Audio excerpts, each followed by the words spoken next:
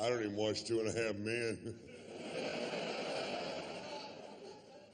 We flew in from Los Angeles, and we were going through LAX and go through screening. And this guy's just losing his fucking mind because I guess he doesn't travel that much. He's not used to this equipment. And he's just going crazy. You know, you can have fun with that. You can do what I do.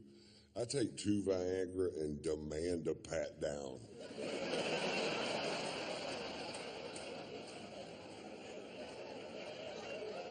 What's that in your pants, Mr. White? I have no idea. You're going to need to pat that down. Pat it back up again. Give it a couple twists, see if it's hooked to anything. You might want to go wash your hands.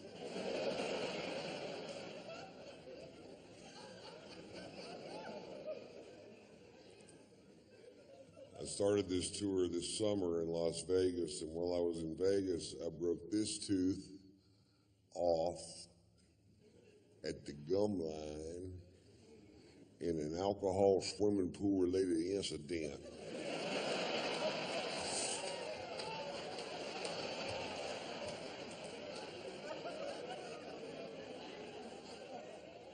I had a show to do in 4 hours.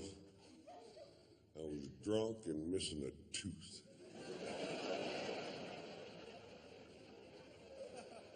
It looked a little unprofessional. Not to me, but to the fine folks at the Mirage, it goddamn sure did. I told him, I said, you got to get a dentist to patch this up. I will not go on stage looking like this, because this tooth doesn't look that big until it's gone. They found an all-night dental school. This dentist is 14 years old. He hooks me up to the gas, and I don't feel anything. I'm like, dude, you need to turn this gas up. And he goes, there are regulations, the state of Nevada, stating which, Code 1, Section 4. Fuck. And I asked him, I said, where'd you go to college? He goes, Brigham Young. I'm like, fuck, dude, turn it up to Catholic. Never let a Mormon set your buzz level. Never. Don't do it. And I'll tell you why. They don't understand fucked up the way you and I do. They don't. They're guessing, and they're shitty guessers.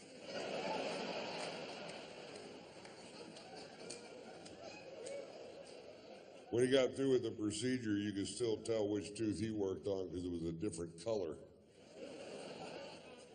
My teeth looked like Indian corn.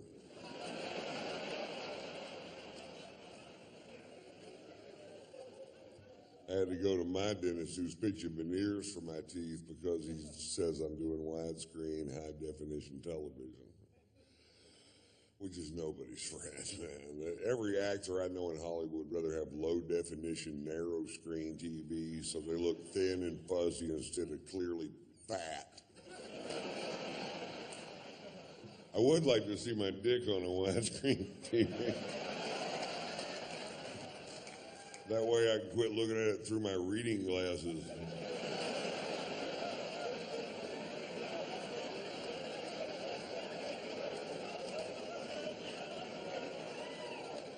Put these on, baby.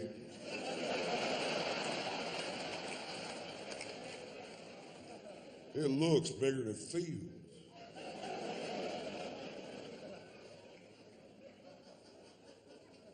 I had no idea how expensive veneers were, man. They wanted to do 8 teeth on the top and 6 teeth on the bottom, and I was like, well, how much does that cost? He says $27,500. Fuck, how much is dental school?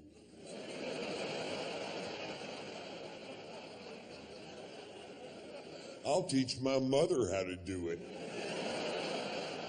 You're going back to college, Mom. I never went to college. Well, this'll be fun for you then. It was a weird week, and I knew it was going to be a weird week because it started off weird. I was going to go to Vegas a day early to do some media, and I wanted to see this show called Love. It's also at the Mirage, Beatles, Cirque du Soleil show. Fantastic fucking show.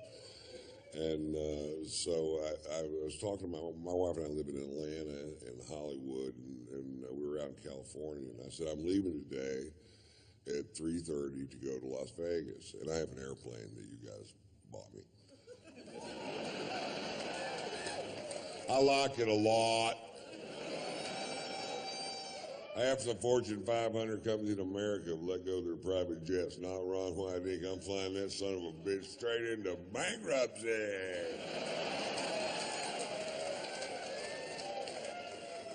I guarantee you one day I'll be living in a double wide trailer with shag carpet, and I'll have a jet with weeds growing through it. I'll be in the front seat going, push me around some.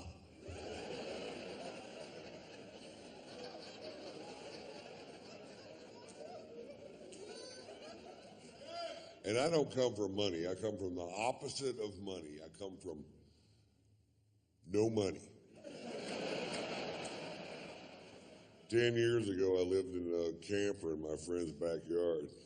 He didn't even know I was there. It wasn't even a nice camper. It was like a homemade pop-up camper. It was like somebody had duct taped a tent to a golf cart. I had a 20-inch Coleman television.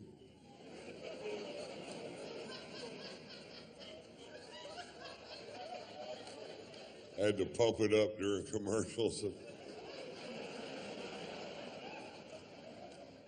You couldn't watch porn on it because nobody's that coordinated.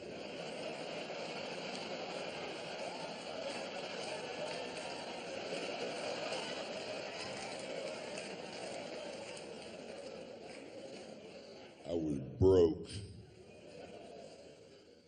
I owe the IRS a bunch of money because I don't understand how that works. It's confusing. When I started doing stand-up, they said that made me an independent contractor, and they said I needed to start filing my taxes quarterly, which I thought meant every 25 years.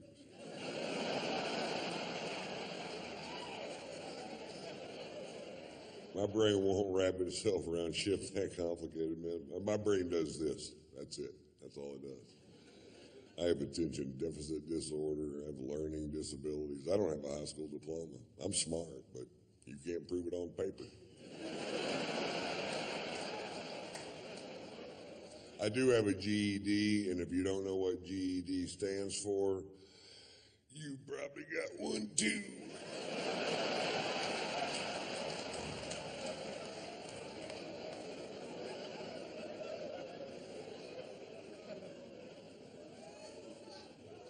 Anyway, I told my wife, I said, I'm leaving today at 3:30 to go to Vegas. My wife's a singer, songwriter, composer, Margot Ray is her name, and a brilliantly talented woman. And she says, well, I'm working with a guitar player in the studio till 5 o'clock. You can't wait till 5:30 so I can fly with you. And I said, can you be there at 5:30? And she said, yes, which I knew was a lie because she's the biggest liar I've met in my life. When it comes to how long it's going to take her to get somewhere, I hear her on the phone all the time just lying through her teeth. We're 2 exits away.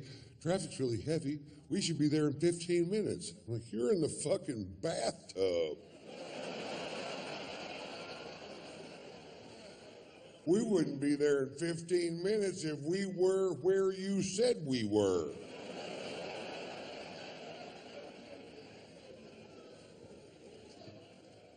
But I told her, I said, you get there at 5:30, you can fly with me. But let me tell you something, sugar tits. At 5:31, I am wheels up and I am fucking gone. I said that. Not very loud.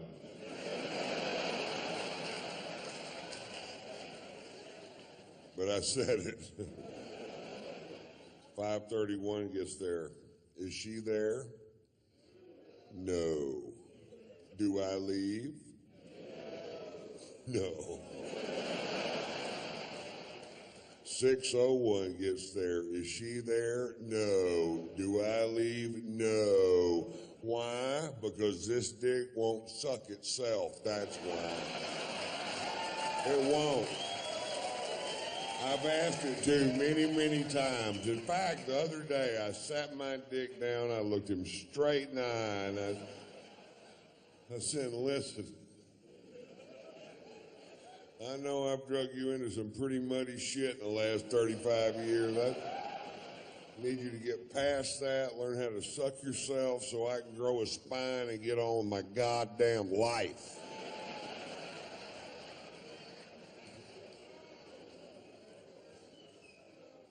It went in one ear and out the other.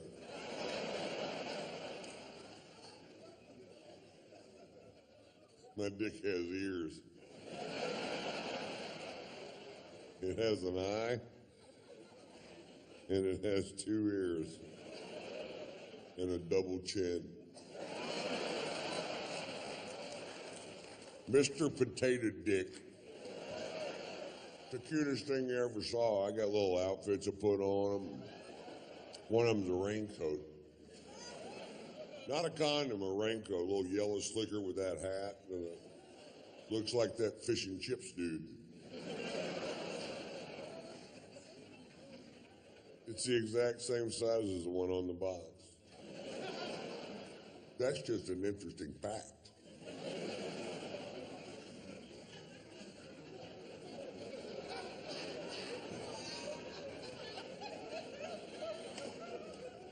What is it, Ron? An interesting fact. Anyway, so we go see Love and Beatles Cirque du Soleil show. I'm a huge fan of the Beatles, and I just love their music, always have. And Cirque's always fun, and our shows are at the same time, so I'd never been able to see it. And I got 8 people from my camp. My wife's sitting next to me. We have great seats because I work for the Mirage, and everything's perfect except right behind me, these 2 chicks are just jabbering. Not about the show, just jabbering. Just jabber, jabber, can't shut up. Jabber, jabber, won't shut up. Jabber, fucking jabber, jabber. The kind of chicks that can talk around a blowjob. You know what I'm saying? Well, I told him the other day, if you don't fix that goddamn screen door, I'm going to come out and I'm going to hurt some fucking people. If I come on one more time, that baby got a shitty diaper wrapped around his ass, I'm going to goddamn, I'm going to go to the swap meet and get a dress to wear to Arby's on Sunday with And I turned around and looked, I noticed their husbands weren't with them. I figured they're at a gun show trying to find a way out of this fucking thing.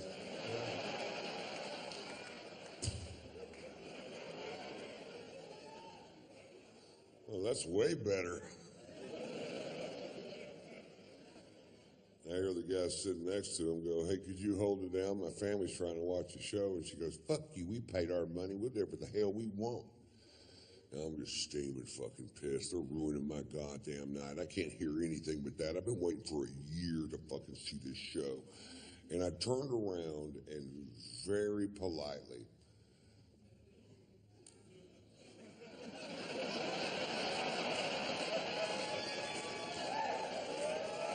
don't start with me. Very politely, I said, lady, talking during live theater as far as social skills goes is like shitting in the street. She goes, you better mind your own business. I said, you better quit shitting in the street. She goes, I'll have you thrown out of here. I said, if you don't quit flapping your fucking cock holster. Everybody heard that. Before it was a little disturbance right behind me, very few people privy to that one. Then 1,700 people hear me go, if you don't quit flapping your fucking cock all the time.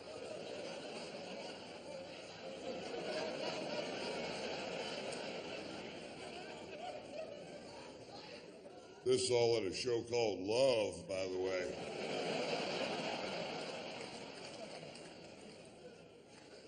I had her murdered and buried in the desert. It's Vegas, baby. Careful who you fuck with. And legend has it, if you go out into the desert and the moon is full and the wind dies down, you can still hear her jabbering. I'm a street shitter. I'm shitting in the street. Did you? What the fuck was that? That's that chick Ron killed. They call this Jabber Gulch.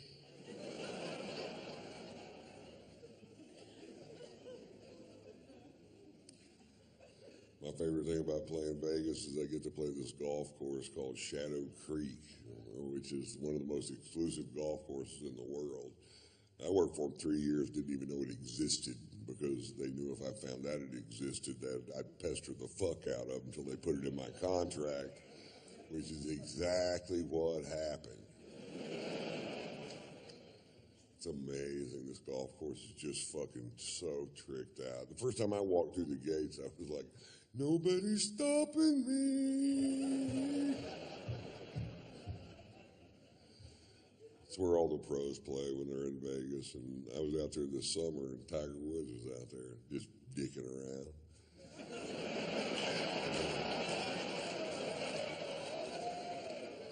I may sign my golf glove. I got to meet the most famous person I've ever met, and I know a lot of famous people, but nobody as famous as Tiger fucking Woods. I love Tiger, man. I defended Tiger when all that stuff first came out. When I heard those initial rumors, I felt sick to my goddamn stomach for the guy, because I've never been accused of doing anything I didn't do. Not one goddamn time. I did it every single time. Not once could I go, no, that was Glenn Campbell. Hey, a lot of things smell like strippers.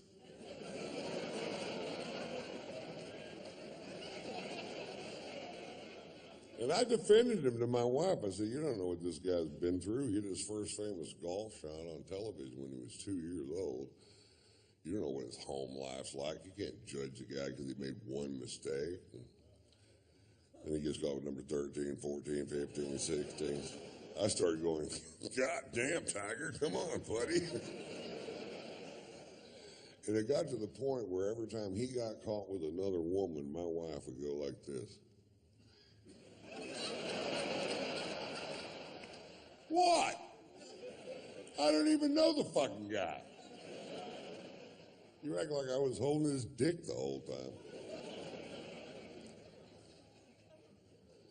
We watched him make that long apology on television, and afterwards my wife goes, well, do you think a guy like Tiger could quit cheating on his wife? And I said,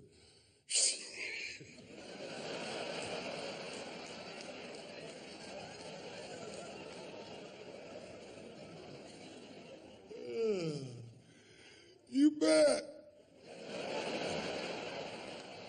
What you know is bullshit, because you know as well as I do, if a guy like Strange, getting him to quit wanting Strange is like getting a dog that likes to kill chickens to quit killing chickens. They don't even know what you're talking about. You got to quit killing chickens. All right, let me see if I got this straight.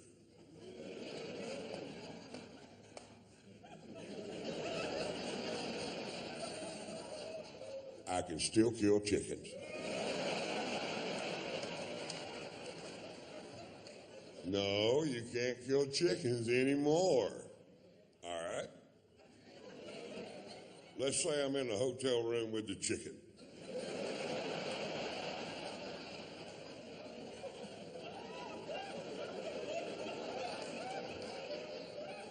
Let's say the chicken just wants to touch me. Can I kill that chicken? No? My wife told me all women want the same thing. They want to marry somebody who will never have sex with anybody else, no matter what. And I said, well, then maybe you should consider marrying somebody that nobody else wants to fuck. If it means that much to you, you know. Don't marry the most famous golfer in the world. Marry the most famous Frisbee golfer in the world. Ain't no line to fuck that dude.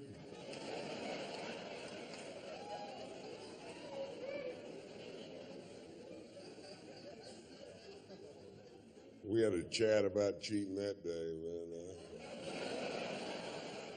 My wife told me, she goes, listen, Ron, let's get this straight. Sex is sex, period. I said, no, now, wait a minute. Oral sex is not the same as intercourse. She goes, it's the exact same thing. I said, it's not the same price.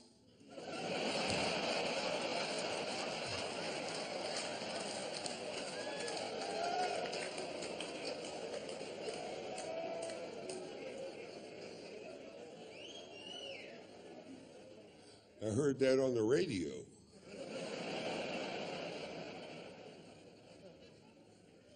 It all comes down to opportunity, man. Some guys are put into a position where they have to say no to beautiful women, and that is hard to do. And some guys are never put in that position, and that's way fucking easier.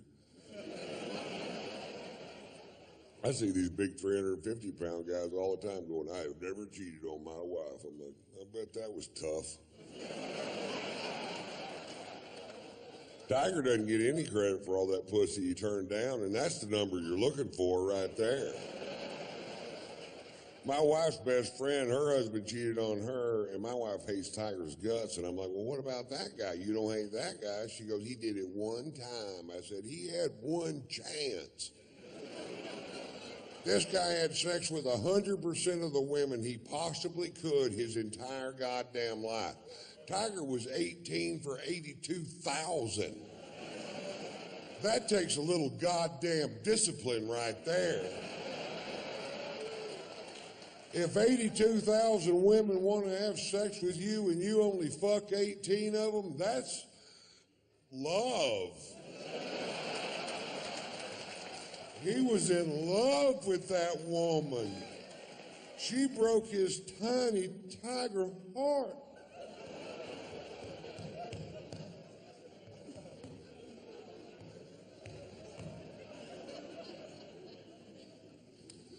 He lost all those sponsors, which never made sense to me because his core fan base is men. I don't know, one guy in America gave a fiddler's fuck what he did. I guarantee you, not one guy in America went, really? Tiger got some straight pussy? I'm dropping AT&T. Not one guy gave a fiddler's fuck.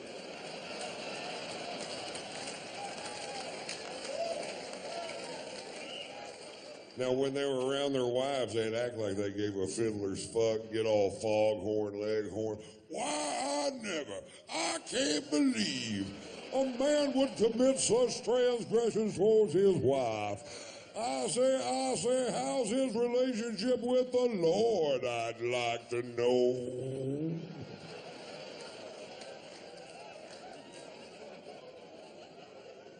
Then as soon as they're around their buddies, they're like, wonder what kind of cologne he wears.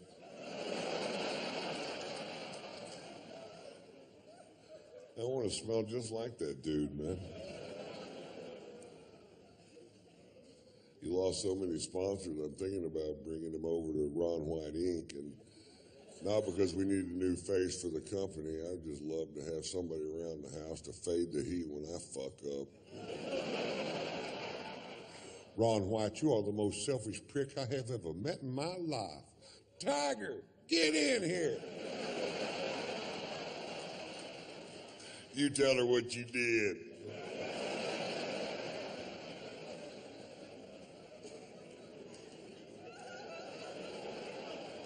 Ron White, you're the finest man I have ever known. I shall fall to my bended knee and suckle your penis. Well, thank you, baby. Slow down. Watch out for those ears.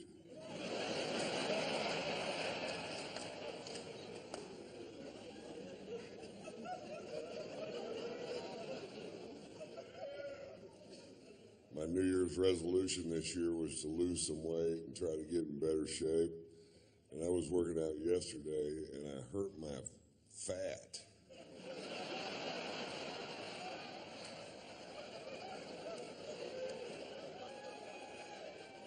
I sprained my fat roll.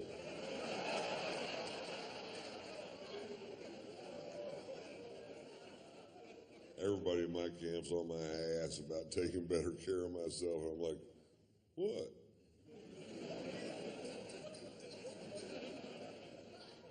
My wife bought me a bicycle thinking I might ride it. It's for sale. It's a good deal, too. It's like new. It's got 750 yards on it.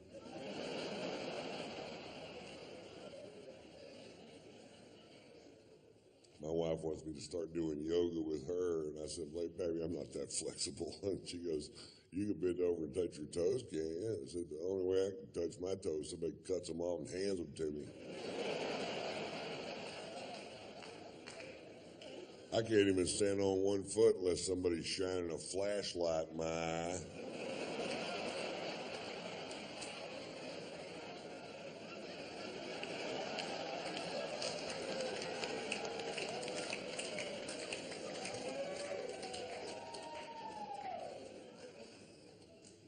I thought this was funny. We were at my wife's yoga school the other day, and they have a vegan restaurant there, and my wife goes, why don't we eat here? We've never eaten here. And I said, fine, let's eat here, because this dick won't suck itself. It's all about compromise, folks. And I take my tray around to all the bean sprout piles, and I get to the cash register, and my tray is empty.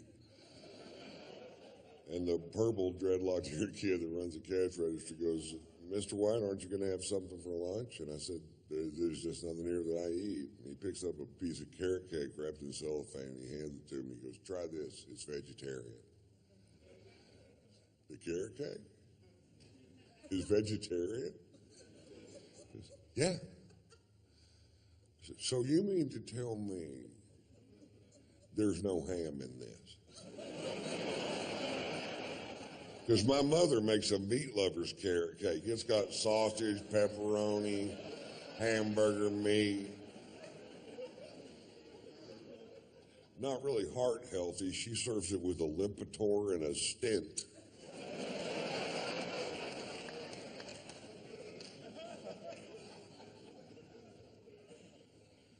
They have Snuggies now for dogs, and I love dogs, but if I ever see a dog wearing a Snuggie, I'm going to kill it. Because that's what I think the dog would want me to do.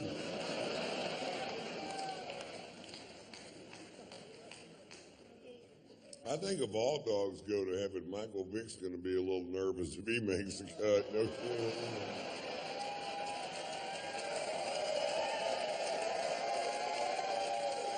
Yeah, there's going to be an awkward pause at the pearly gates.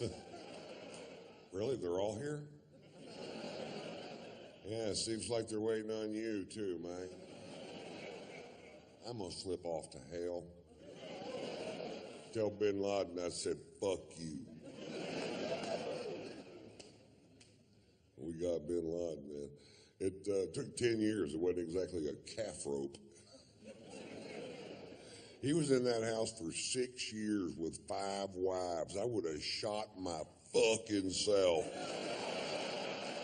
I'd have had my head out the window screaming at drones, going, I'm over here!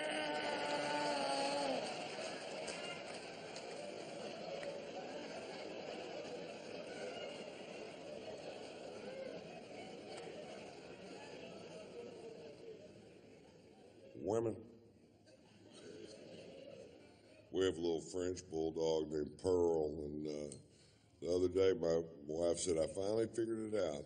That dog is jealous of me. That dog loves you so much, she can't stand it if I'm in the same room with you. And I said, oh, don't be ridiculous. And she walked into the kitchen, and when she did, Pearl jumped on my stomach and said, I can have all your babies at the same time.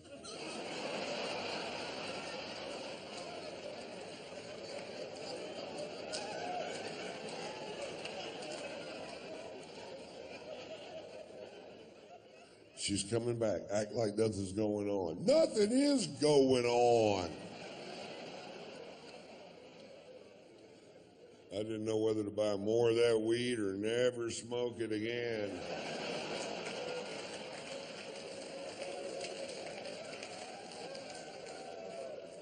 I went with A.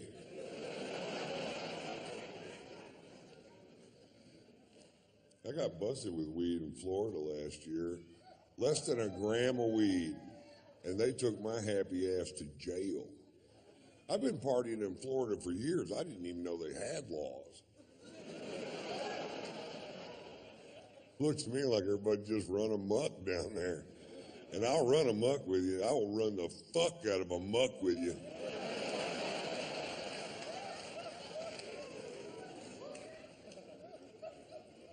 They took me to jail, man. And I'll tell you what happened. I fired these two pilots for being dickheads. And they were such dickheads, they started following my plane around on a software called FlightAware. And if you know the tail number, you can follow any plane in the world anywhere it goes. And then right before I'd landed in a town, they called the cops, tell them it's a drug plane, so the cops would come fuck with me. That's pretty fucking funny.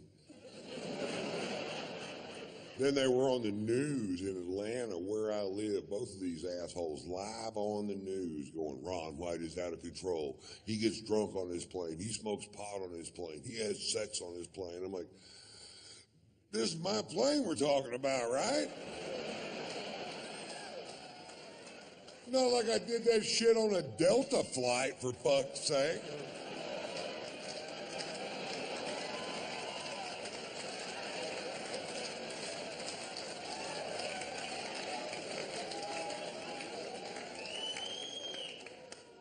No, my phone's off.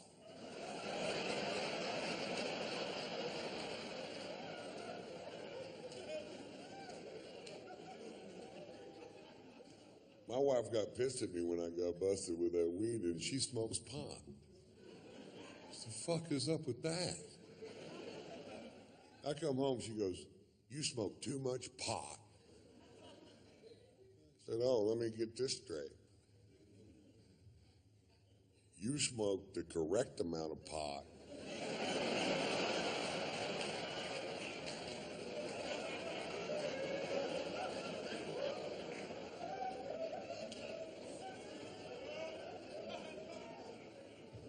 You ever smoke so much pot your wife starts to make sense? Me either.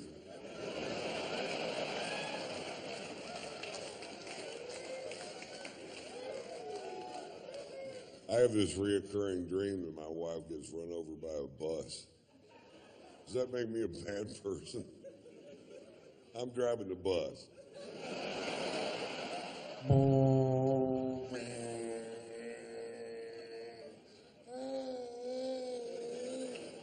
Bleep, bleep, bleep, bleep. Bleep, bleep, bleep, bleep. Bleep, bleep, bleep, bleep. She's had enough.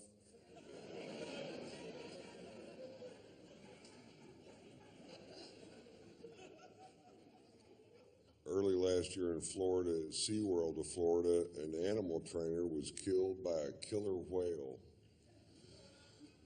Huh.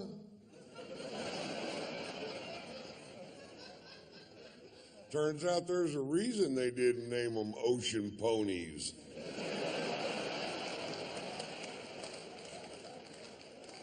Some things are exactly as they seem, folks. Killer whales kill. Pilot whales wear dark sunglasses. I'm not sure how the sperm whale got his name, but I'm not getting in the pool.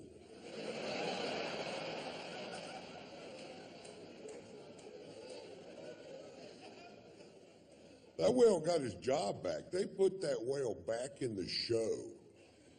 Now, when I first saw it on the internet, I mean, this will be world news. It wasn't even news at all. They put the whale back. This whale killed 3 people. This is a serial killer whale. And he got his job back? If that would have happened at SeaWorld in Texas, that whale would have gone straight to the fucking electric pool.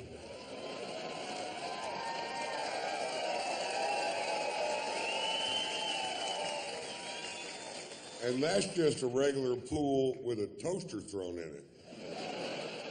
People think they're expensive to make, but it's like 14 bucks. You can reuse the extension cord. People don't know that. You get another toaster. Ew. They busted a sushi restaurant last year in L.A. selling whale, and they fined them $200,000. And that is so fucking wrong, man. To take a 50,000-pound majestic animal and serve it up 2 tiny slices at a time. You fucking. Oh, that's good. Got any more? Shit, yeah, we do. We have a shit road.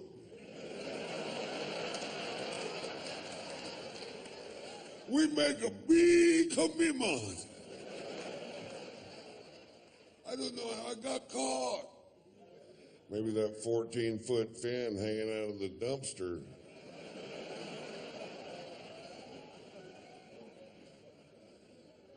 I should have closed the red.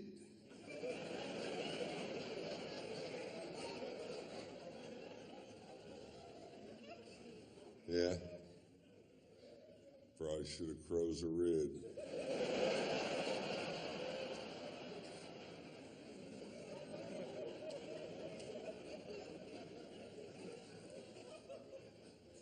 I live in Atlanta half the year, and last summer in Atlanta, an idiot teenager was decapitated at a major amusement park in Atlanta on a very famous roller coaster.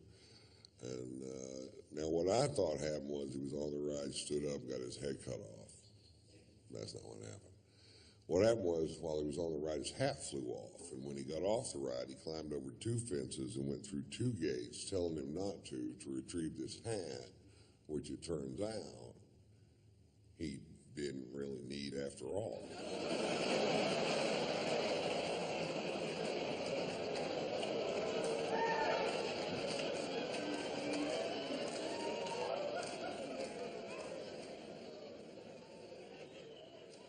Wow, that story's dripping with irony, Mr. White.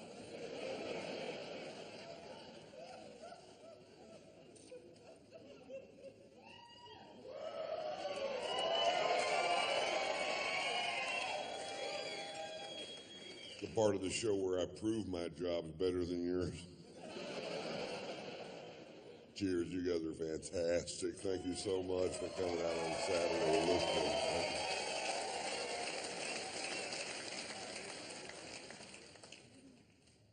I was at home last week and my nephew called our house, and I never answer the phone in my house, ever. And I think he was surprised that I did. And I answered the phone, and he goes, Uncle Ron, is that you? I said, yeah, it's me. He goes, Uncle Ron, did you know it's okay to be gay? This is why I don't answer the fucking phone at my house right there. Now it's my problem. I'm like, well, you're right. It is okay to be gay. Do you know what gay means? He goes, that's where a man likes a man or a woman likes a woman, but they can't have babies. Pretty close. You believe that 6 years old, this kid knows what gay means? I didn't find out what gay meant till I started hitchhiking.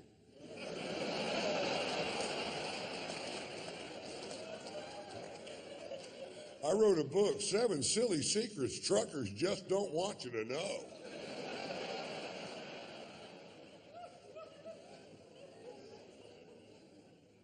My wife and I are big fans of the reality TV show on HBO called Pornucopia, Sex in the Valley. It's a reality show about the pornography industry in the San Fernando Valley, which is where most of it's made. And we bought the first season because it's fucking hilarious. And this one episode was about guys that were straight porn stars, but they were doing gay porn because it pays 5 times the money. And they're interviewing this guy, and he goes, yeah, I was in a scene yesterday with 5 guys at the same time, and I'm not even gay. I was like, you're gayer than I am.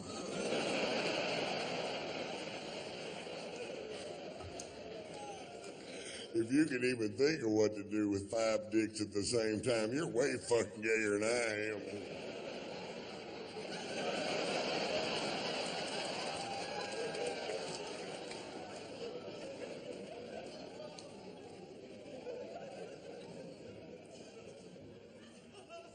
I was having dinner, this is a gay part of my show. I was having dinner the other night with this CBS executive, and who I've known for years. Great fucking dude, man. And he's gay, and I've never said a word to him about being gay. I just knew that he was. And we're having dinner in Beverly Hills and talking about a potential show.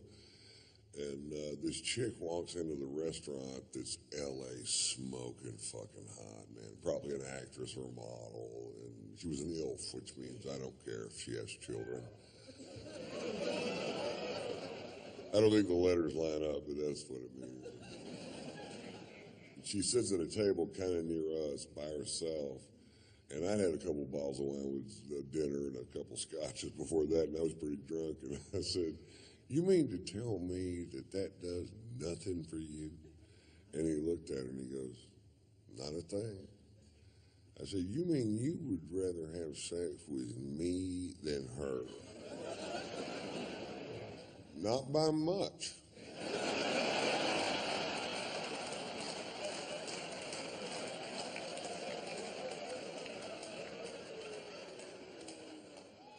What if I lost some weight? I'm doing yoga, and I'm eating ham-free carrot cake. My dick has ears.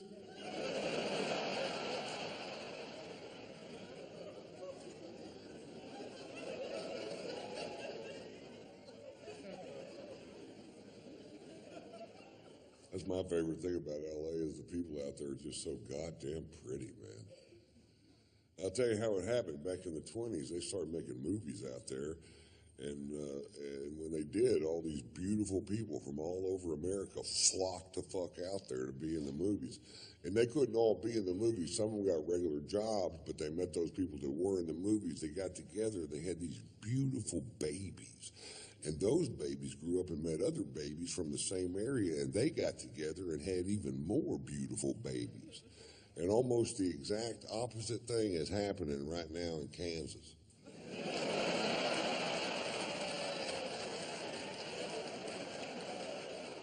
Kansas is full of ugly quitters. Have you ever been there?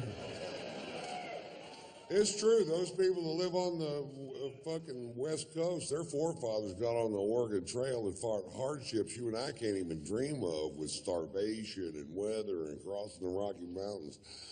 Not those people in Kansas. Their forefathers got on the Oregon Trail. St. Louis, Missouri. They got to Kansas, said, "Fuck it, I'm staying here, and I'm going to fuck that fat girl right over there." We had a baby. It looks like a potato. And that potato grew up and met another potato from the same town. And abracadabra, Topeka.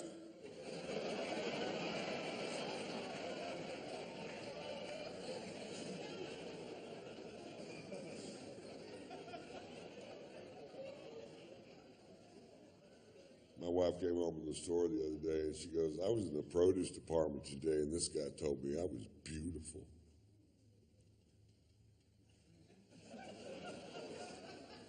Well, baby, he's right. You are beautiful. He goes, "Yeah, but he said it." "Well, I'm saying it now. You're beautiful." "Yeah, but he said it." "Really? You ever overdraw his checking account? You ever drive his brand new Mercedes straight through the fuck garage door? That ever happened to that guy?" "It happened to me, and I think you're so hot, I fuck you anyway." And if you're one of these guys going around to grocery stores telling married women they're beautiful, hey, fuck you. Kill your own chicken, you mother chicken killing.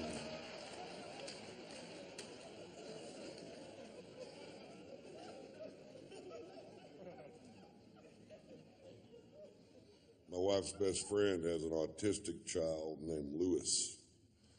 Lewis is 12 years old. He's the sweetest child I have ever known. known him since he was 6, and we were at their house Labor Day, and Lewis informed me that he was going to run the 40-yard dash for the Special Olympics at Gwinnett High School near where I live in Atlanta, and he asked me if I'd come hoot for him. And I said, Lewis, I'd love to come hoot for you. I just need to check my schedule. And he goes, we checked it. You're clear.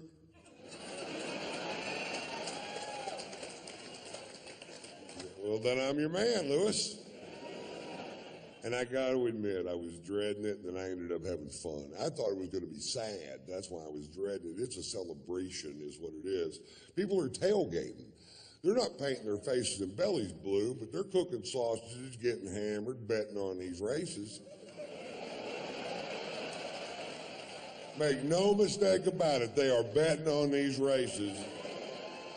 And it's not easy to handicap a race. You got 17 special needs kids in 6 lanes. You don't know what the fuck's gonna happen when they fire that starting pistol. They could scatter, stop, drop, and roll. We saw it all that day. They're not drug testing these kids.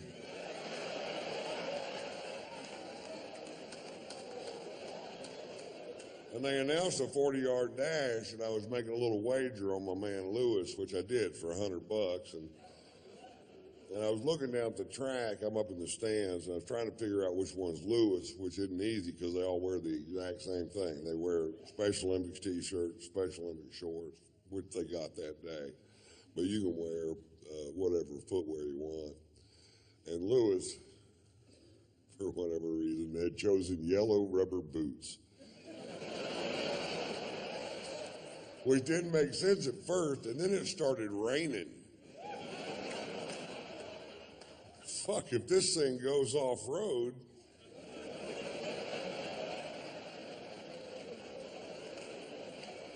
I got a natural mudder.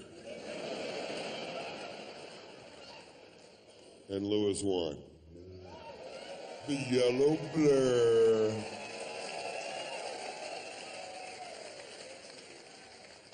That's what I call him now, the yellow blur. He loves that nickname.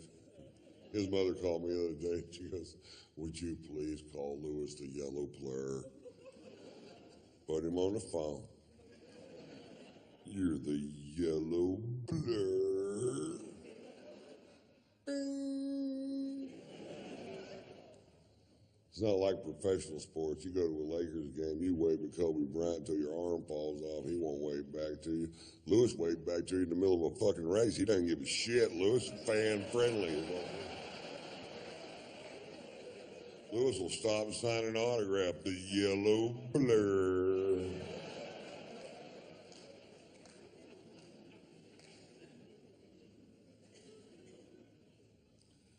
I took my son Tater Tots to Europe this summer.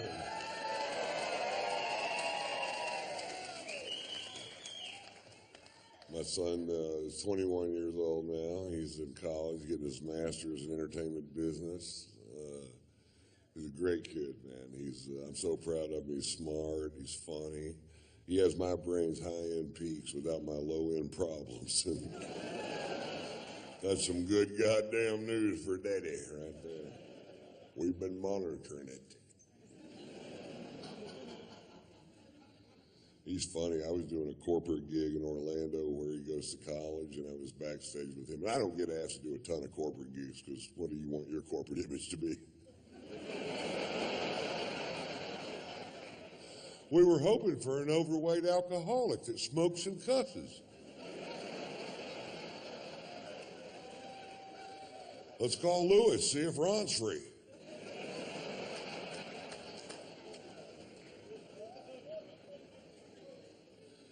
Anyway, I'm backstage in the green room with my son, and I wear wild socks. And because I do, people give me bizarre socks for whatever reason. And I'm backstage with my son, I'm putting on these weird socks, and Marshall goes, Dad, those socks are gay. I said, chicks dig these socks. He goes, chicks wear those socks.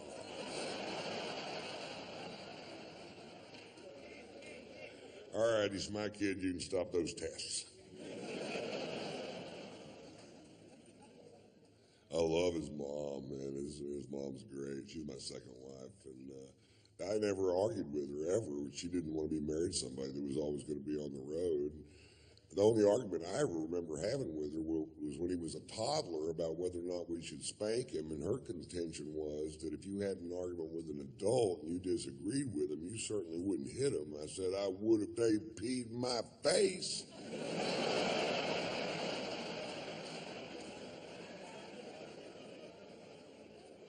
I'm not kidding, pee in my face. See what the fuck happened.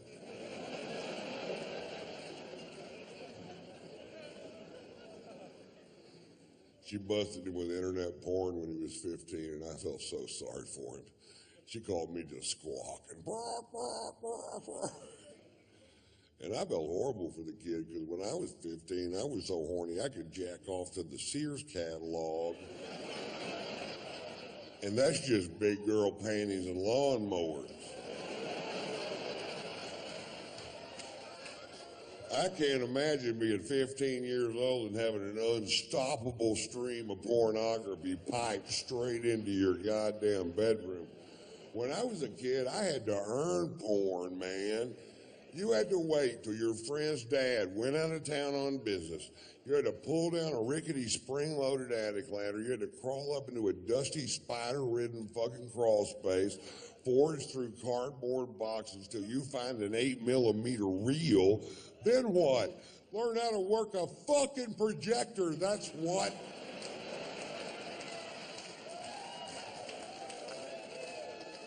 And after all that, you got silent, bushy porn. And if there was a soundtrack, it was always so fucked up you couldn't understand it.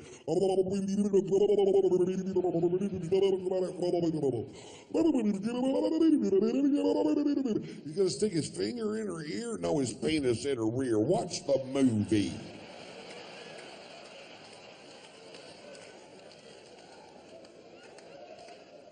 We had one friend that was 2 years younger than us, and he went, "She put it in her mouth."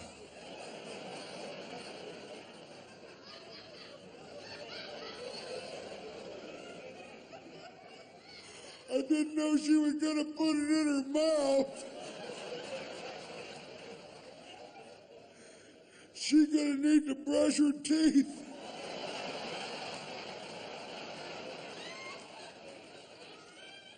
Not yet, but she will. Watch the film. Note to self, put it in her mouth.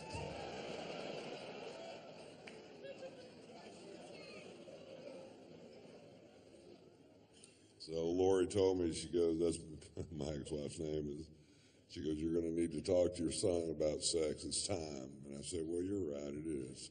And she goes, when are you going to do it, Ron? I said, he's going to be at the house this weekend, so I'll talk to him then. And I said, okay, fine. I said, Marcia, turn off television. I said, turn it off. I need to talk to you. All right. I said, I want to talk to you about sex. He goes, oh, Dad, come on. I said, nope, you're 15 years old. It's time we had this talk. And he goes, okay. I said, the clitoris is as sensitive as an eyeball.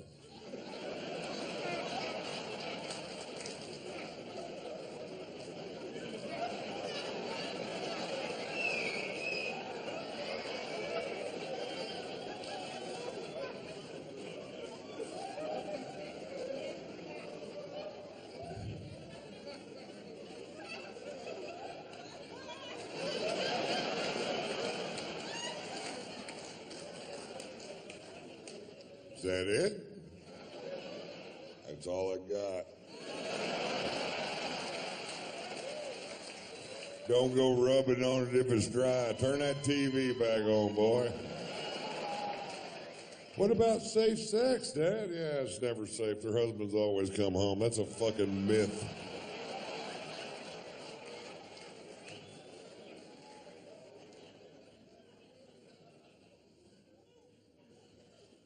He's so smart, man. I just can't believe how smart kids are today. He can answer any question that you can come up with in 2 seconds off his phone. He's a computer freak anyway, but you ask any question, doesn't matter, world geography, world history, a note in a song written 300 years ago, click, there it is. When I was a kid, I had to believe my mother. That's it. That's all I had. Mommy, where do rainbows come from? Well, 3,000 years ago, an 800-year-old man named Noah was commissioned by the Lord to build a giant ship, and all the animals, 2 by 2. You try to run that crap by a kid today, they're like, click, click, bullshit.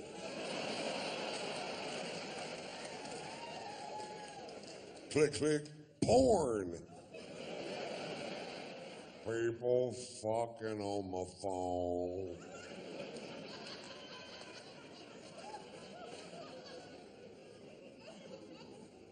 If my mother didn't know the answer to a question, I had to go to the library, which is a building where they used to store the knowledge. Now it's just a place where homeless people piss. Well, my mother used to drop me off at the library when I was a kid, and I was always so intimidated by it because it was so big, and you had to be quiet because the knowledge is sleeping, and you had to learn a decimal system made up by some fuck named Dewey. Then you had to peruse 100,000 square foot building with volumes of knowledge from floor to ceiling, ceiling to floor. You had to cross-reference Dewey's bullshit with the author's name and the card catalog. And you finally get to the place where the knowledge that you seek is supposed to be, and it might not fucking be there. Where's the knowledge that I seek? Yeah, somebody else has got it. When are they going to bring it back? They keep it for a month for a nickel. How am I supposed to learn what I need to know? You ask your mother? My mother doesn't know how to work a projector.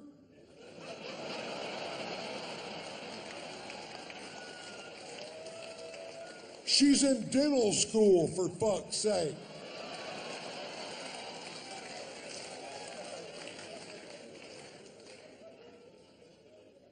Don't try to do the math on that bit. It'll just fuck you up. The guy actually stopped my show a few weeks ago, and he goes, well, now, wait a minute. Now, if this summer you were back in Las Vegas, and that's when you broke your tooth, and that's when your mother went to dental school, and now you're 7 years old, you're saying your mother's already a dental. I'm like, what, dude, really? You had no problem with Pearl jumping on my stomach and saying she could have all my babies at the same time. But the math on this one joke has got you so fucked up, you just have to talk. Yeah.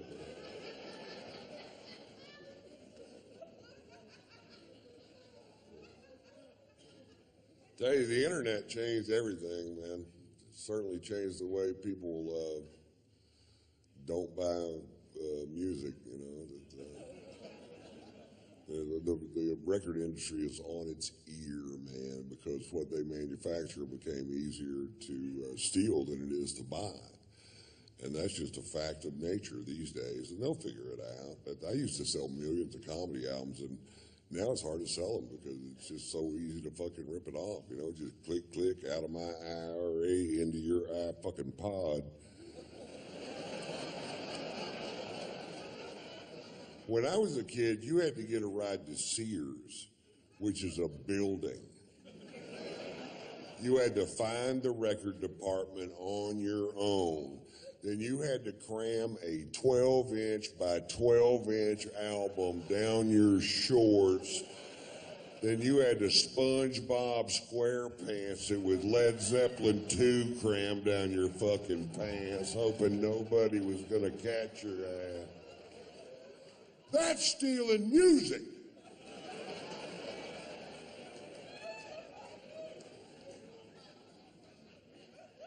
We didn't have Viagra. You had to like somebody to fuck them. I'm kidding. You didn't either. You didn't either. You grudge fuck the hell out of them. We didn't have Blue Mountains on our beer cans to tell you if they were cold. You had to open the refrigerator, reach in there, and touch that beer can, or you'd never know.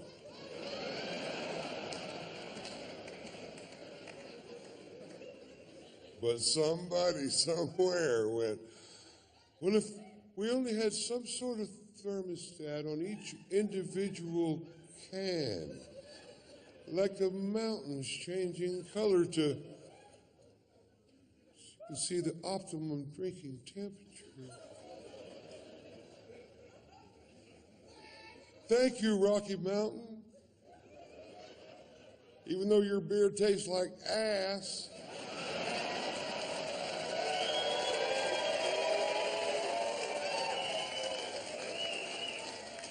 Those mountains should turn brown.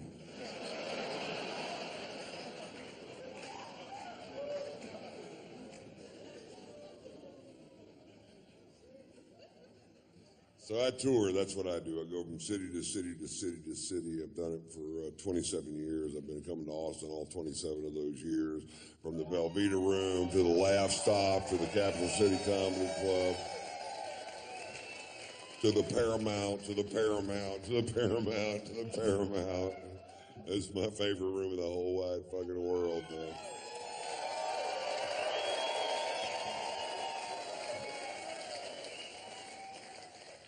I tour with my wife usually, and I love to tour with my wife because I only have sex with my wife. I don't have sex with other women. I've been married 3 times, and that has not always been my policy.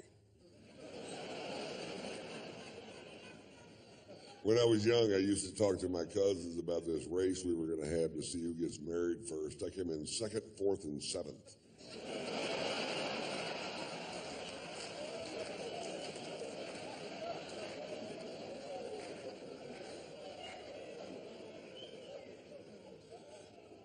I feel like my wife misled me a little bit when we first got together, because when we first got together, she was all about, you know what, I don't ever want to have children.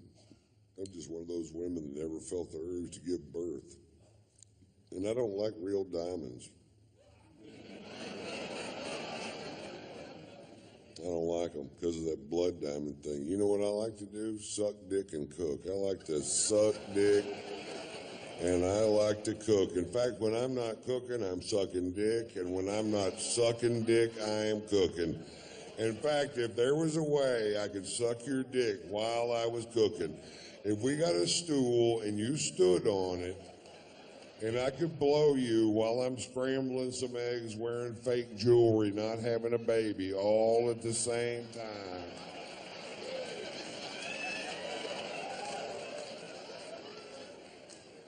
That would be heaven for me. Fuck me too.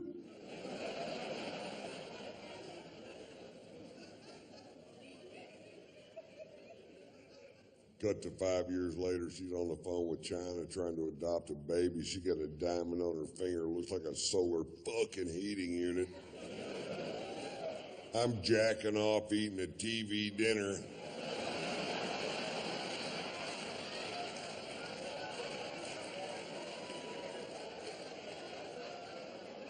Wonder what she's got under that Snuggie. I bet she's naked as shit under that Snuggie.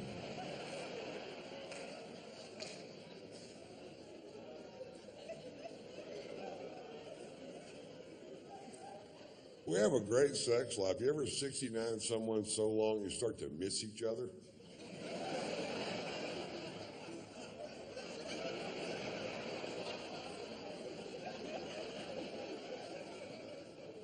Then the snow turned to rain. I love you. April, May. I need some food. And we can both use a shave.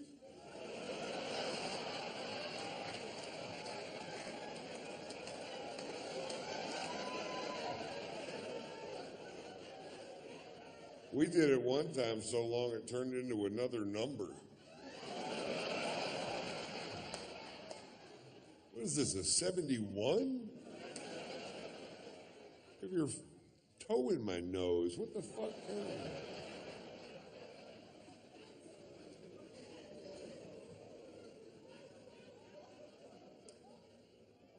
My wife has a new move in the bedroom. My wife's new move in the bedroom is, look at me.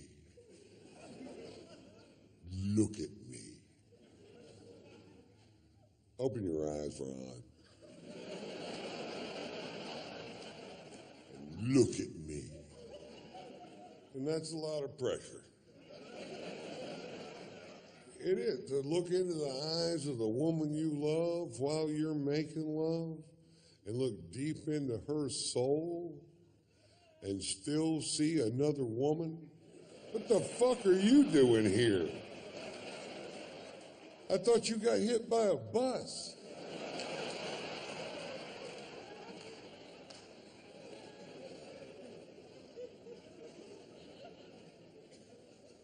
I'm great at sex. I come every time. I'm like 4,000 in a row or some ridiculous goddamn number. I'm gifted, really, I guess. My wife's maybe a third as good as me. I don't think she's trying. I asked her the other day, what's the fucking problem here, baby? She goes, well, for one thing, there's a fat, sweaty guy laying on top of me.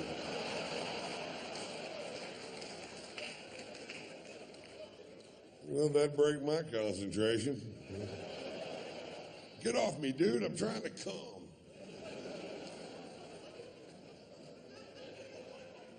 That's not true. When I'm about to come, I have the focus of a Navy SEAL. I'm like,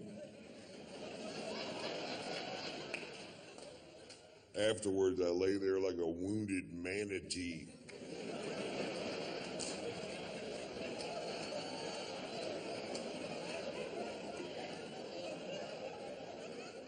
Poke him with a stick, see if he moves.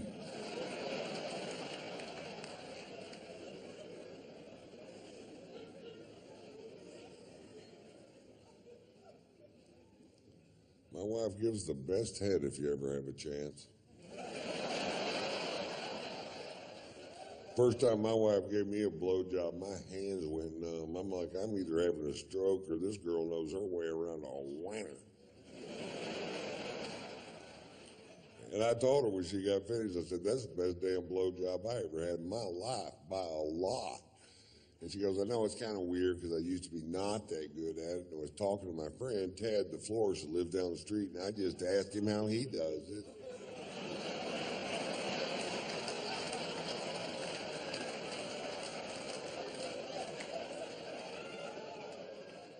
You suck my dick like Ted, the florist? Well, that motherfucker knows what he's doing, I'll tell you that.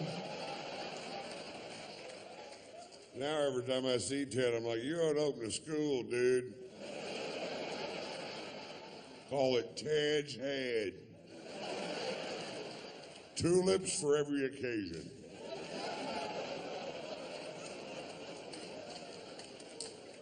You could open a head and breakfast.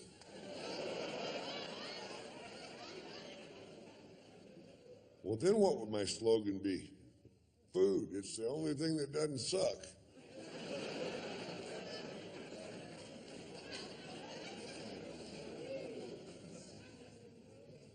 You guys have been fantastic. I'm going to close with my,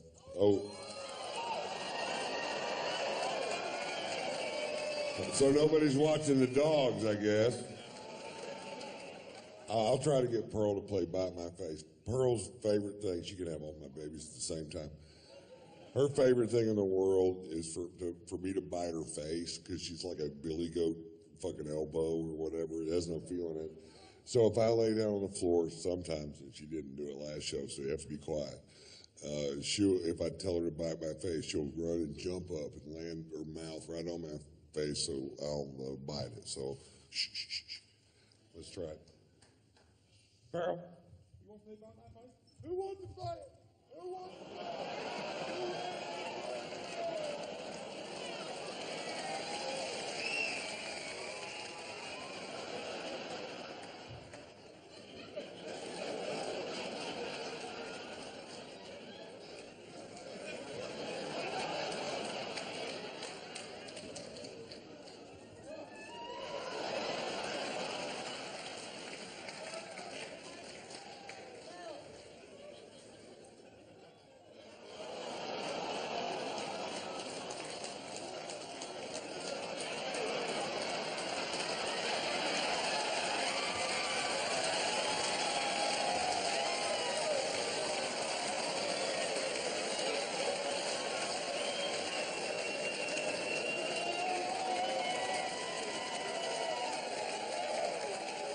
Well, that went way better than I thought it would.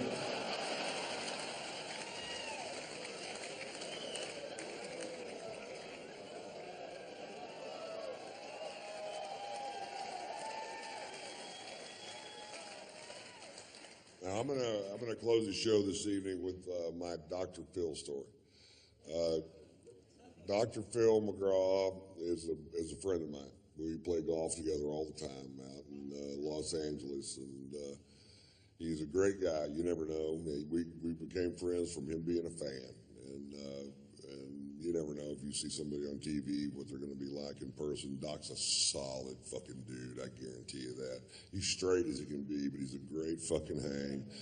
And he's a great asset for me. My father passed away when I was young, and now I'm in this big business world, and I can bounce all these things that I have going on off of Doc and his 35 lawyers. And that's a big deal for me. And I'm a really good friends with his son, Jay McGraw. But anyway, the other day I was talking to my son about self-esteem, and a few days later I was playing golf with Doc, and I said, Doc, if you were going to tell somebody one thing to do to make themselves feel better about who they are, what would it be? And he said, finish the things you start. And I said, well, that's brilliant. And I went home, and there was a half a bottle of scotch sitting on the counter.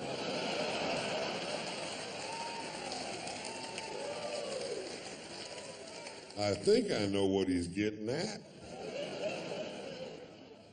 That's not my Dr. Phil story. Here's my Dr. Phil story. Every year, Doc and his family rent a yacht for 12 days in the Mediterranean, and that's their vacation. And it's the only way he can get away, you know, because he is the most famous person in America. He's the most recognizable face, 6'4", bald, dome head, porn mustache. You can spot him from any fucking where. And because he seems so approachable on television, and he really is approachable, I mean, he's a sweetheart of a dude, but people are always, anytime he goes out in public, they're just, oh, what about this? And that's fine at first, but eventually he will eat the skin off your fucking bones if you can't walk out of your house without somebody going, hey, my brother-in-law's all fucked up in the head, and I was wondering if you could just sit out for just a second. Come back here, asshole! And that's exactly how it happens. I've seen it, and so that's what they do.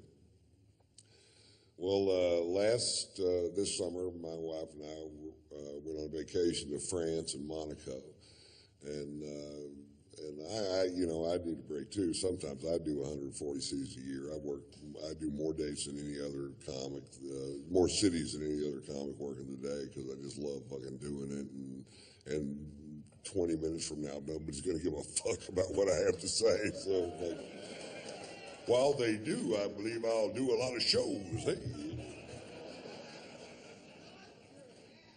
So we're in France and Monaco and having a great time, man. We're just I'm really in love with my wife. She's so talented. We have a fun life together, and we're there. And then one day the phone rings, and it's Doc, and he goes, "Aren't you guys in Monaco?" And I said, "Yeah."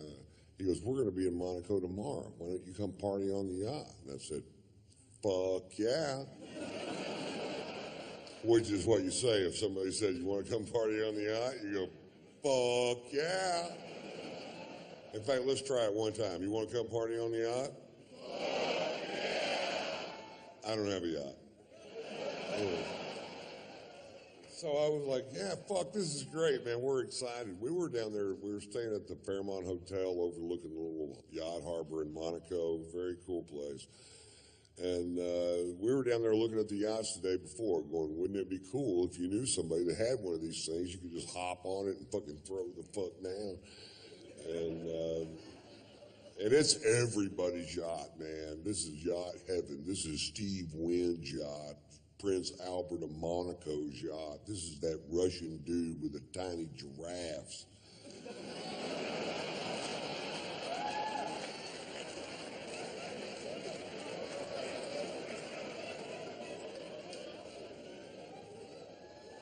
Anyway, they're coming in at 6:30 the next evening. So the next morning we wake up, next afternoon we wake up and we go have this amazing lunch. And we're drinking this fucking great wine from France, probably. That'd be my guess if I had to guess, and I did have to guess. France. And we were just having a great day, sex, and just a fucking, and then we go down to the fucking harbor that evening at 6:30. Sure enough, Doc's backing in a 165-foot yacht. I'm not sure that's how they do it.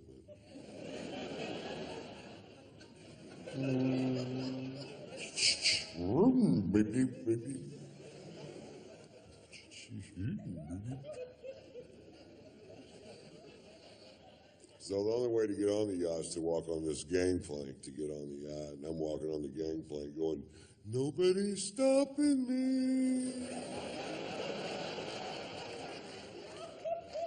And we get on the yacht, and there's our friends from California halfway around the world. Are you fucking kidding me? How much fun are we having? I'm hugging everybody. There's a bunch of people on the yacht. Anytime I'm hugging you and I'm in a strange place, what I'm really doing is looking over your shoulder trying to find a bar. That's why I'm turning you.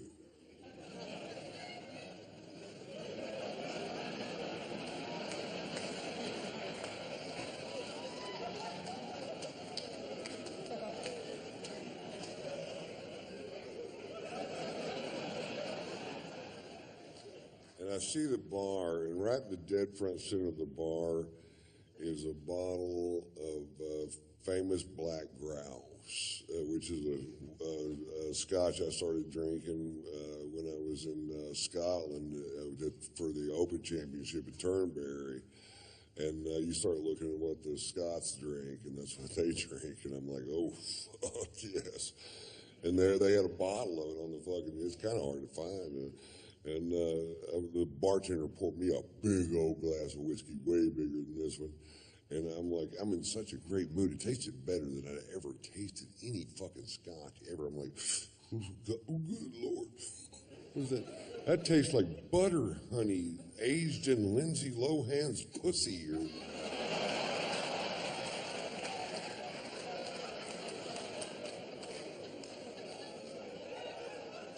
It tasted so good, I decided to skip dinner and just have a couple more of them. I'm going to scare me up another one of these. That's one. How about one more? All right. I hadn't had a drink since lunch. I was fucking thirsty. I was going at it, you know. And Doc noticed I was really drinking hard. And he goes, boy, you're really drinking tonight, Ron. I said, yeah, Doc, some nights it just tastes like spring water. He goes, why don't you just drink spring water, Ron?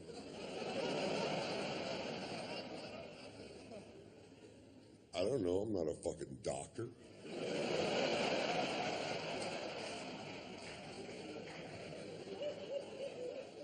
So this is going on for fucking hours. Now they really love Margot. They really love my wife, Margot. Margot's sung on Dr. Phil's show a few times, and they go everywhere to see her. And Margot's a 4.5 octave classically trained opera singer that sings rock and roll and jazz and whatever. She's been singing here for years. And Robin McGraw loves to goad my wife into singing, and my wife loves to be goaded into singing, so they make a great little fucking team. And so we're on the back of this yacht, and Robin goes, come on, Margot, sing for us. And Margot gets up. There's people on the back partying on all these yachts, and there's bars on the pier, people out there. And Margot gets up and she sings. They love jazz in France and Monaco. They have jazz clubs all over the place. And she gets up and she sings a jazz standard at full voice, which I don't get to hear her sing at full voice. She sings around the house, but not at full voice. And when she sings at full voice, it makes me cry. And oh no. And She finishes the first song at full voice, and people stand up on the back of all these yachts and start cheering. They go, yeah! And I'm like, oh, how cool is this, man? They really dig jazz. I forgot how much they dig jazz. She gets up and sings another song, fucking screaming. And then people are gathering up around the back of the boat. And by song 4, there's 400 people behind the boat listening to her sing. You could hear a pin drop, just like this, pin drop. And she's just killing it. And I have a little secret. I am fucking hammered, man. I am so drunk. I can't even believe it my fucking self how drunk I am. I'm like, Jesus Christ. Whoa. And I'd get a drink and I'd take one little sip out of it and I'd talk to somebody and I'd look back and it's empty. I'm like, anybody else drinking out of this glass?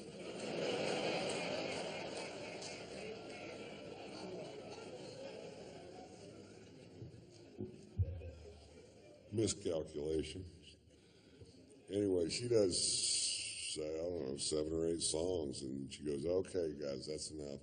And she sits down, and Doc goes, well, Ron, you want to do something?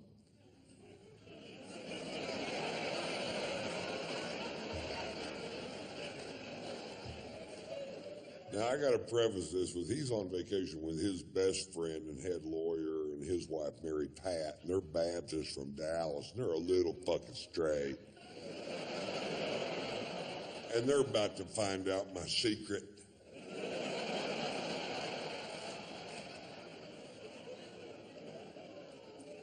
About 20 years ago, I was doing a bit that was so vile that I only did it for about a week, and I just quit doing it. I'm like, this is not the direction I want to take my crowds or my show. And I have no idea why I picked that night to dust her off and take her for a spin.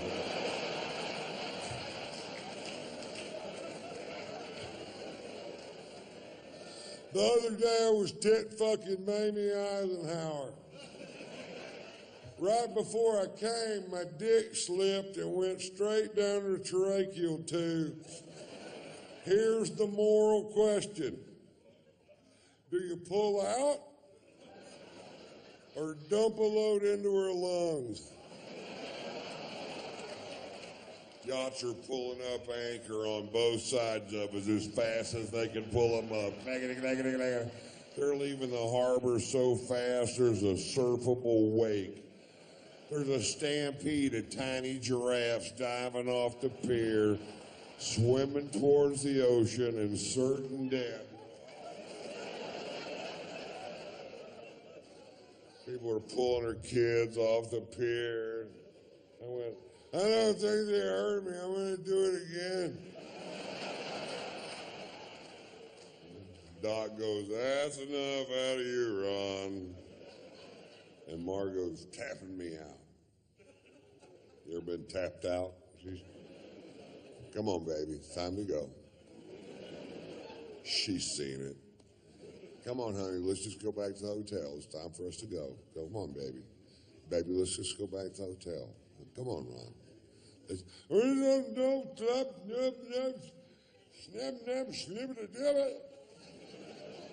And I speak fluent drunk. That means I don't know why you want to have why you want to leave. I'm having a perfectly good time.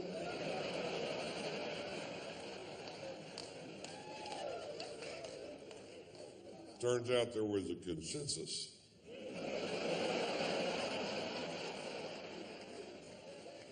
I'm like, okay, I'll leave. Now, the only way to get off the ship is to walk back off that gangplank, and at the end of the gangplank, there's an 18-inch drop-off, and my wife's in front of me, Margot's in front of me, and I get to the end of the gangplank, Doc goes, big step, Ron. I said, thanks, Doc, thinking I'd made a big step towards something. Fuck, I don't know. He's a big psychologist, not me. It's amazing how much speed you can pick up in 18 inches. It's nothing like falling over on the same level that you're already on. I slammed down to that fucking pier. I landed square on this elbow, dislocated this shoulder, put a 4-inch gash down the back of my arm, and I was so drunk I just bounced off that pier.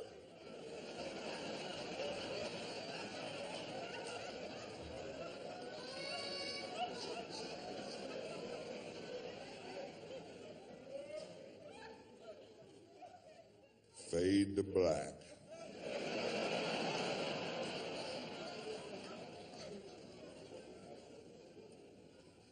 I wake up the next morning with the shoe buddies. All I can do is lay there in bed and go, shoe buddy.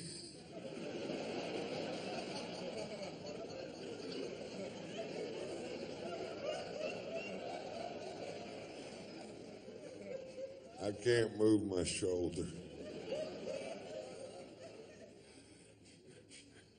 Shoe buddy.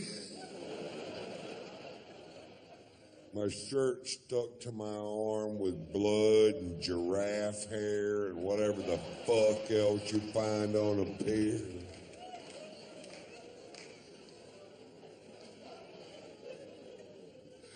Shoe buddy. I have a wet Jolly Rancher in my armpit. Sour apple. Had to cut it out with a pair of scissors. You almost can't eat them after that.